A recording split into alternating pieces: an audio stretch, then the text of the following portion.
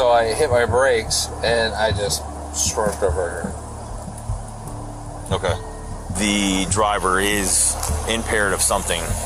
However, he was not in the vehicle when I got on scene. He was in his wife's vehicle. Yeah, I just need somebody to go to 2 so that way I can describe it to him. I don't think they're going to work it anyway. He is a county commissioner, FYI.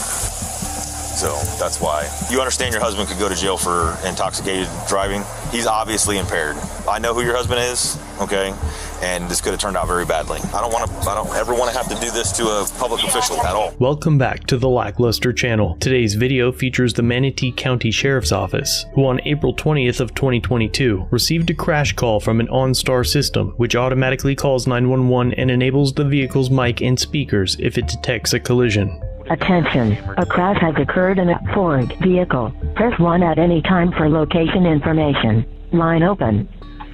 Hello, this is 911. We got an automatic crash notification. Is there is everything okay? Hello? Everything's okay. Yeah, everything's okay.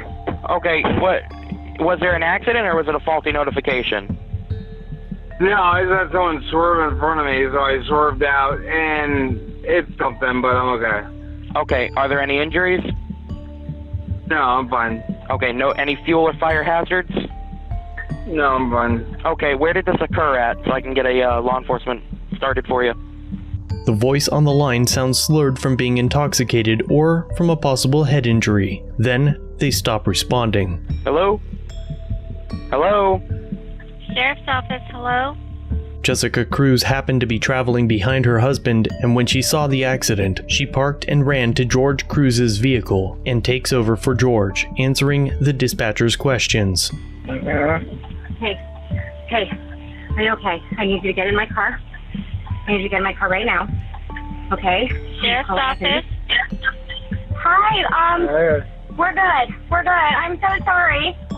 Where is the vehicle located? Hey, we're good. I'm so sorry. There was little fender bender. We're okay. We're okay. Thank you. No, we are sending a car out. We need to know the location. That's okay. That's okay.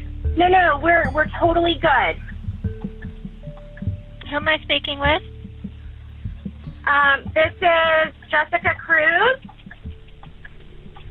We are so good. Despite Mrs. Cruz's attempts to prevent law enforcement and EMS from responding to what turned out to be quite a bit more than a fender bender, the Manatee County Sheriff's Office was dispatched to the scene. The driver of the vehicle is the Manatee County Commissioner, George Cruz. He swerved and ended up hitting this, and his airbag went off, and so now he's kind of a little out of it, and that's my car, and I just kind of slammed on the brakes.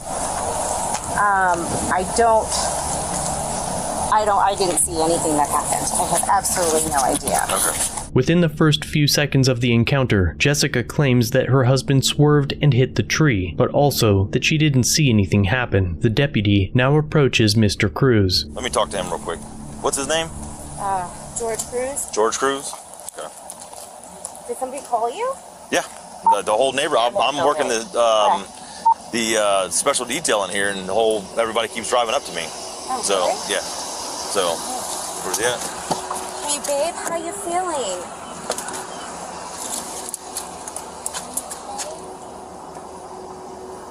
Let me come around to that other side and talk to him.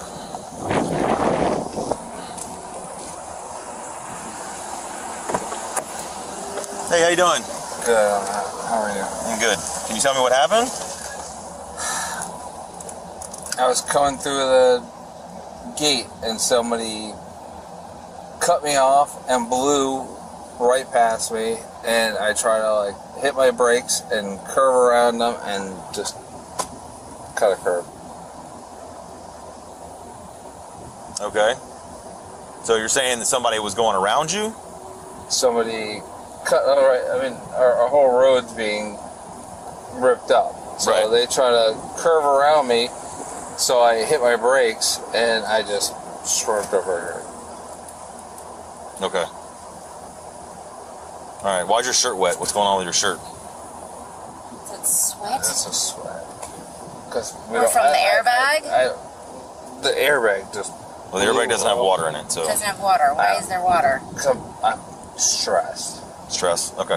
All right, we got EMS coming to check you out. Okay. All right. So just stay in the car for me. Do you have your license on you? Do you need EMS? I don't need EMS. Well, we'll have them at least come check you out. The airbag deployment and stuff like that, you want to have them at least looked at. I live a half mile from this house. Okay. All right, just hang out for me, okay? I'll be back with you in a second. The deputy returns to his cruiser to gather information and to speak with dispatch. Baker 1321. 10-4, I was trying to raise you. EC's asking what injuries there are with that signal for. Well, it's airbag deployment, head-on collision with a tree. So he doesn't really have any injuries to entail per him at the moment. The deputy claims that George hasn't sustained any injuries, though he likely does not have any medical experience. Airbag deployments are a very serious mechanism of injury, and many advanced life support guidelines require transport to a trauma hospital when airbags are deployed. At this point, it's clear that the commissioner is heavily intoxicated or at least lethargic due to a head injury. For reference, this is the commissioner's baseline demeanor. This was a personal, careless driving that someone's trying to turn a civil case into something more. It's not. I'm not going to get into people's political leanings and what they're attempting to do. This is him now. So they try to curve around me, so I hit my brakes and I just swerved over her. Okay. All right, why's your shirt wet? What's going on with your shirt? It is clear that the commissioner is either intoxicated or has suffered a severe head injury. Regardless, the deputy asks for someone to meet him on another channel to describe the incident, mentioning that he doesn't think that the DUI officer is going to work the scene. Yeah, I just need somebody to go to 2 so that way I can describe it to him. I don't think they're going to work it anyway. The deputy finally gets a hold of someone to describe the incident to. Hey, vehicle versus tree, single vehicle, no other property damage. The driver is impaired of something. However, he was not in the vehicle when I got on scene. He was in his wife's vehicle. Do we have any wheel witness or calling out on scene? No, 54. Nobody stayed. So we have no independent witness. I just wanted to run it by you guys and be sure that we weren't going to do anything with it.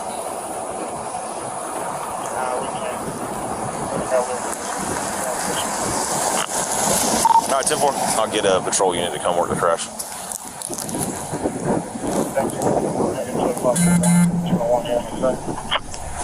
All right, 10-4. Because George wasn't in his vehicle, and because there was no witness, the DUI officer declines to work the scene, even though George has admitted that he was driving on camera, and the deputy is aware of George's level of intoxication. The officer then takes a call and mutes his mic for its duration. Pruitt. Well, hold on a second.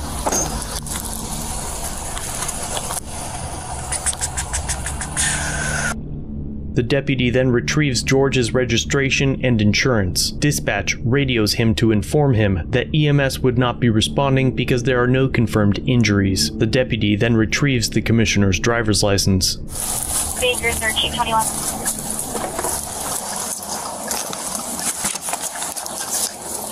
Baker 1321. Just for 43, EMS will not be 51 with just airbag deployment and no confirmed injuries. All right, so 952.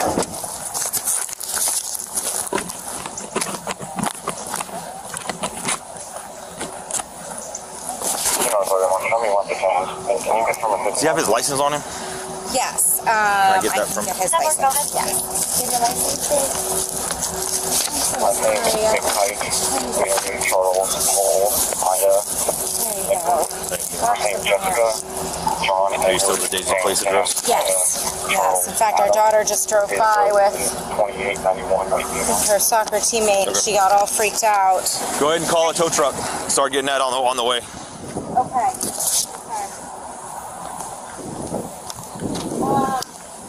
Can I bring him home so he can settle down, and then I'll handle this tow truck situation? We're right here on Daisy. This is Daisy. What do you mean?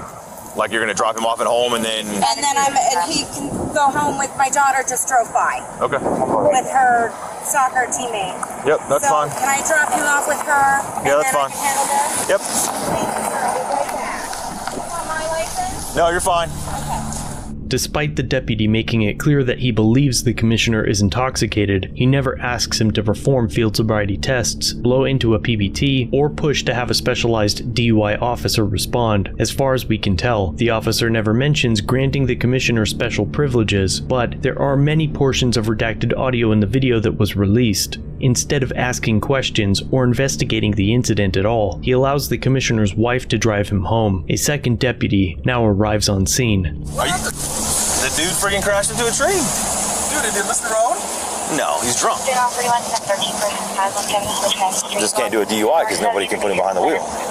When I got here, he was in his wife's car. Oh my God. He's a very, are you here to work the crash? No, I'm going to work. I'm going to be late today. Oh, that's right. You're on the island. Hey. I forgot about that. Don't let me piss this guy off. Yeah. Hey, congratulations, man. Hey, man, you too. I'm glad you're out there. All right. Sure, that's relaxing. Once again, the deputy claims that they can't place the commissioner behind the wheel, even though his wife and commissioner himself testified to it, and the OnStar recording indicates it as well. As the deputy waits for the commissioner's wife to return, a patrol officer arrives on scene to work the incident. Dude, he just missed this fucking tree. I'm trying to figure out if he...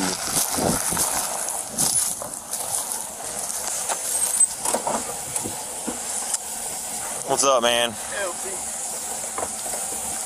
If it would have happened about 15 minutes sooner, I'd have worked it for you. I'm trying to go home. I'm here till 8.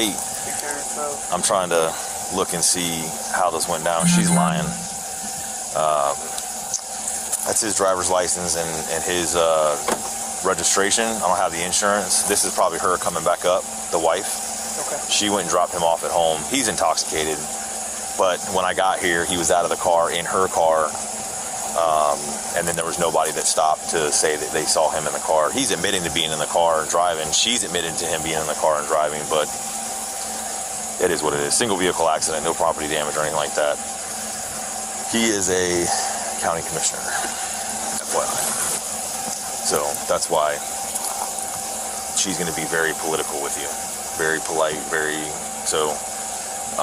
just take it for a grain of salt. He was obviously drinking. He's got a LaCroix in the front seat. He couldn't explain to me how his shirt got wet. Well, it's because he had a LaCroix in his hand when he freaking crashed into a tree, probably. So that just tells you more so that he's intoxicated. She's working on getting a tow truck here. If you just scratch out a freaking single vehicle crash deal, she can wait for the tow truck. You wouldn't have to wait for it being off the roadway. Eventually, the commissioner's wife returns. This deputy's going to do a traffic crash, single vehicle. You understand your husband could go to jail for intoxicated driving, so you need to just talk to him about that. He's obviously impaired. It's obvious. This kind of crush depth for this kind of crash, he was not doing the speed limit that this road requires. If he's saying that somebody went around him... I will say, though, that this asphalt has been a complete shit show. Oh, I agree. And if you get one wrong swerve, it can cause you to go... And people are to a degree. If you're driving the speed limit that he should have been driving, that would not have been the case. You can hold control of your vehicle. It's not that slippery. I've driven up and down this road for the last 4 hours. Okay, at the posted speed limit, and I've had no issues controlling my vehicle. Hello? Okay. Oh, I'm so sorry. Hang on one second. So just be mindful of that. I know who your husband is, okay? And this could have turned out very badly. And he just needs to be more cognizant of that. Yes. All right, whether or not somebody cut him off or not, we'll take that with a grain of salt. But the speed that he was driving was not the speed limit. It was well over the speed limit because there's over 2.5 feet worth of crush damage on this tree. This truck only weighs about 6,000 pounds. I'm a trained traffic investigator. That kind of crush depth would not have happened if he was only traveling at 25 miles an hour. Okay? So, there's no reason why he should have been driving, especially if you were right behind him. I mean, you guys are very aware of how this law works. You're very smart people. Of course. There's no reason he should have been driving. You guys have to be mindful of that because then our hands are tied. I understand. And then we have to make phone calls and other people have to be involved, and it's just it puts everybody into a really crappy scenario, and I don't want to be there. The benefit here is that nobody out of the 7 people that stopped and told me about this, nobody stayed to say he was in that car. Had that been the case, my traffic units would have been here, worked the crash, worked the DUI, and he would have gone to jail because he was obviously impaired. Nobody that's driving a car that has all their faculties about them wouldn't know where the water came from on his truck, on his shirt. It's because he had a drink in his hand, and when he crashed, the drink went all over him. And an airbag, this crash in and of itself in the airbag wouldn't put somebody into that big of a loop that he didn't know what happened, and it's because he's intoxicated. So please, please, please have a very candid conversation with him about it, that this could have been very, very bad for him. Yeah. Okay? I don't appreciate being not given factual points about what happened. I've never been in this situation. I know, and that's why I'm telling you. The way to get out of the situation is nobody drives. We have Uber, we have Lyft, we have places that'll pick up your car and tow it for free. You're with him. I imagine you were with him. I was a couple minutes behind him. Okay, so thank you. Okay, thank you. All right, just please. I don't ever want to have to do this to a public official at all. Okay. The commissioner was let off with a citation for careless driving, despite the mountains of evidence against him for DUI. Several pages of the incident report that were released were so redacted that it was impossible to learn any information about the incident. The commissioner later claimed that the release of his body cam footage and reports of his alleged DUI were entirely political, that it was a witch hunt, saying, quote, "There was no alcohol, there were no drugs involved. My citation does not check that box." Despite his story on scene that he was cut off and had hit a curb, he told his insurance company that he swerved to avoid a small animal. Now that attention has been brought to the incident, the sheriff's office says it has completed its investigation and handed over all evidence to the state attorney's office, with a recommendation that charges be filed. I will let you know if that ever happens. In the meantime, what do you think? Was the commissioner intoxicated? Was he granted special privileges for being a public official? Would you be granted the same level of respect for lying to a deputy? And if you were suspected of an alleged DUI,